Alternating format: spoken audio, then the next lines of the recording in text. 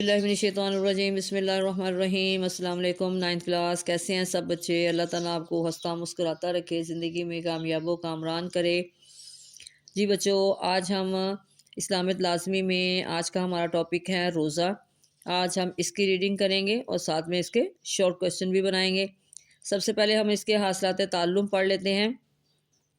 कुरान और सुन्नत की रोशनी में रोज़े के मकसद और फ़लसफ़े से वाकिफ़ हो सकेंगे।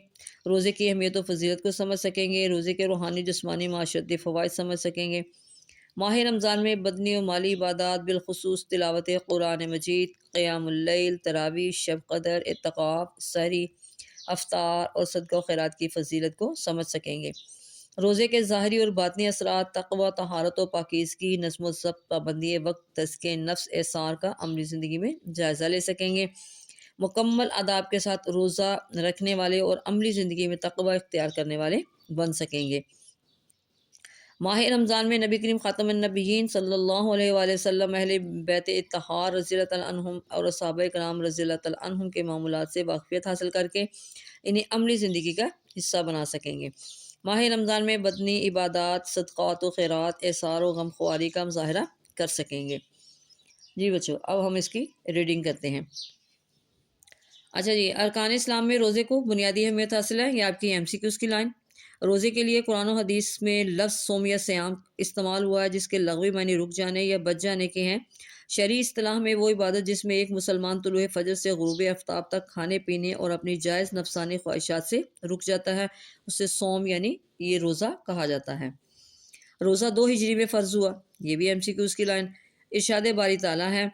अब यहाँ पे आप रोज़े के बारे में इरशाद बारी ताला तहरीर करें, तो हम यहाँ पे लिखेंगे या अय्युहल्लज़ीना आमनू कुतिबा अलैकुमुस्सियामु कमा कुतिबा अलल्लज़ीना मिन क़ब्लिकुम लअल्लकुम तत्तक़ून। तर्जुमा, ऐ ईमान वालो, तुम पर रोज़ा रखना फ़र्ज़ किया गया है जिस तरह तुमसे पहले लोगों पर फ़र्ज़ किया गया था, ताकि तुम नाफरमानी से बच सको। यहाँ तक इसका आंसर आएगा। अच्छा जी, आ गया जी। मज़कूरा बाला आयात मुबारका में रोज़े के फ़र्ज़ होने के ज़िक्र के साथ साथ रोज़े के अव्वलीन मकसद तक़वा और परहेज़गारी का भी ज़िक्र किया गया है। अब यहाँ पे सवाल बनाएंगे आप कि रोज़ा किस मुसलमान मर्द और पर फ़र्ज़ किया गया है, तो हम लिखेंगे सफ़र और मर्ज़ के अलावा रोज़ा हर आक़िल और बालिग़ मुसलमान मर्द और पर फ़र्ज़ है। अब यहाँ पे हम सवाल बनाएंगे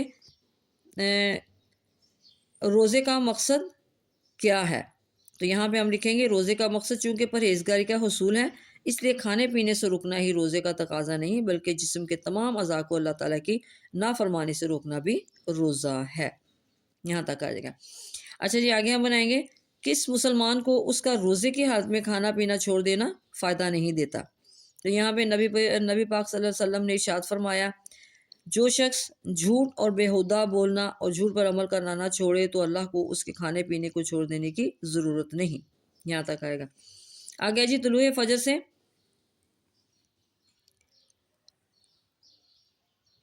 फजर से सहरी का वक्त ख़त्म हो जाता है और मगरिब का वक्त शुरू होने पर अफ्तार का वक्त हो जाता है। जी, आगे जी, सहरी के बारे में नबी करीम ख़ातमुन नबिय्यीन सल्लल्लाहु अलैहि वसल्लम ने क्या इरशाद फरमाया, तो यहाँ पे हम लिखेंगे ख़ुद सहरी अफ्तार करने या किसी दूसरे मुसलमान को करवाने की बहुत फजीलत बयान हुई है। नबी करीम ख़ातमुन नबिय्यीन सल्लल्लाहु अलैहि वसल्लम का इरशाद है कि सहरी करो क्योंकि सहरी करने में बरकत है। अब अगला सवाल आपका है जी, नबी करीम ख़ातमुन नबिय्यीन सल्लल्लाहु अलैहि वसल्लम ने रोज़ेदार को रोज़ा अफ्तार करवाने का क्या सवाब बयान किया है, तो यहाँ पे आंसर हम लिखेंगे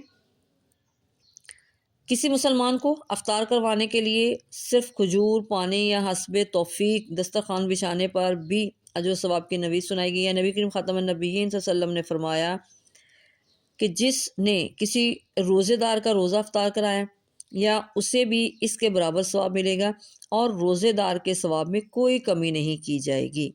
यहाँ तक इसका आंसर आएगा। अच्छा जी, आ गया जी, लैलतुल क़द्र के बारे में नबी करीम ख़ातमुन नबिय्यीन सल्लल्लाहु अलैहि वसल्लम ने क्या फरमाया, نزول قرآن مجید چونکہ لیلۃ القدر میں ہوا، اس لیے اس مہینے میں ہر عمل میں خیر و برکت بڑھ جاتی ہے۔ اس رات کو اللہ رب العزت نے 1000 مہینوں سے بہتر قرار دیا ہے۔ نبی کریم خاتم النبیین صلی اللہ علیہ وسلم نے اسے رمضان المبارک کے آخری عشرے کی طاق راتوں میں عبادت کر کے تلاش کرنے کا حکم دیا ہے۔ یہاں تک آئے گا۔ رمضان المبارک میں مسلمان تلاوت کلام مجید کی برکات حاصل کرتے ہیں، نماز تراویح ادا کرتے ہیں، پورا مہینہ قرآن مجید کی تلاوت ماہر قاری اور حفاظ صاحبان کی امامت میں سنتے ہیں۔ آگے جی رمضان المبارک کے آخری عشرے کی فضیلت تحریر کریں تو یہاں پہ آئے گا آنسر، رمضان المبارک کے آخری عشرے میں خواتین و حضرات اعتکاف کی سنت ادا کرتے ہیں۔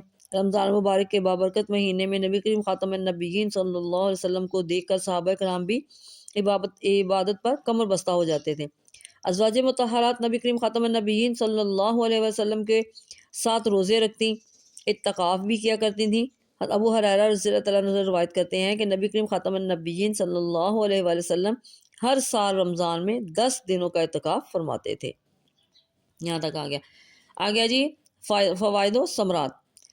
روزے رکھنے سے جہاں اطمینان قلب، صبر و شکر جیسے روحانی فوائد حاصل ہوتے ہیں، وہاں کم کھانے کی وجہ سے معدے کو پورا مہینہ آرام ملتا ہے، جس کی وجہ سے انسان مختلف بیماریوں سے محفوظ ہو جاتا ہے۔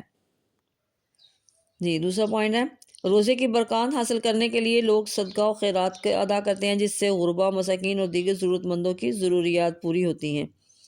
آگے جی مقررہ وقت پر سحری اور افطار انسان کو نظم و ضبط کی پابندی کا درس دیتی ہے۔ پھر جی روزے میں مسلمانوں میں تقوی، پرہیزگاری، جسمانی اور روحانی طہارت اور احسار و ہمدردی جیسی صفات پیدا ہوتی ہیں۔ روزے کی حالت میں دوسروں کی بھوک پیاس کا اندازہ ہوتا ہے اور ان کے ساتھ ہمدردی کے جذبات پیدا ہوتے ہیں۔ روزے کی وجہ سے نیکی اور تقوی کی فضا پیدا ہوتی ہے، جس کی وجہ سے مسلمانوں میں عبادت کا شوق بڑھ جاتا ہے اور روحانی تسکین حاصل ہوتی ہے۔ یہ تھے روزے کے فوائد و ثمرات۔